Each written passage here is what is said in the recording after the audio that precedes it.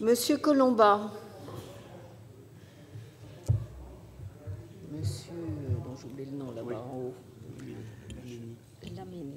Où en sommes-nous après ces jours de débat?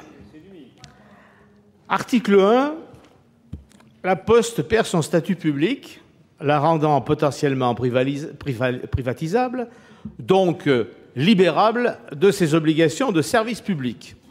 Émoi général. D'où l'article 2. L'article 2 qui réaffirme les missions de service public de la Poste afin de bien démontrer, à qui pourrait en douter, qu'une société anonyme peut parfaitement assurer l'exécution du service public. Vous êtes d'accord? Mais refus de mettre en place les moyens d'un financement intégral et pérenne de ces missions de service public, autrement dit, refus de rembourser à la Poste le coût pour elle des dites missions de service public. Au motif, on veut nous faire croire que ce n'est pas ce refus, donc, c'est parce que ce n'est pas le lieu de discuter de ces questions qui sont remises à plus tard, qui sont remises donc à l'article 2 ter.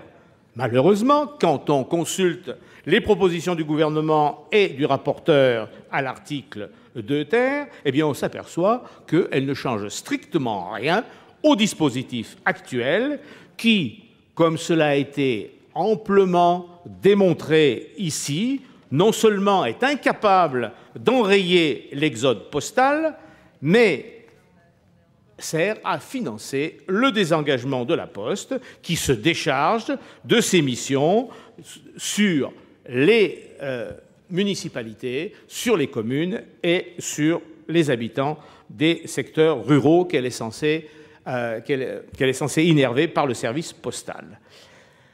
Le décharge, je reviens là-dessus, de l'une de ses missions essentielles qui est l'accès aux services financiers. Conclusion, au terme de ces longs jours de débat, le déménagement de la Poste peut continuer et le Sénat y aura apporté, comme en 2005, sa contribution.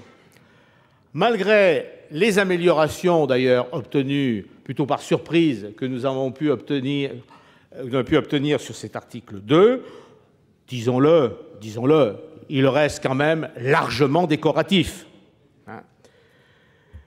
C'est un trompe-l'œil, joliment dessiné, j'en conviens, mais comme vous le savez, les trompe-l'œil sont dessinés sur des murs.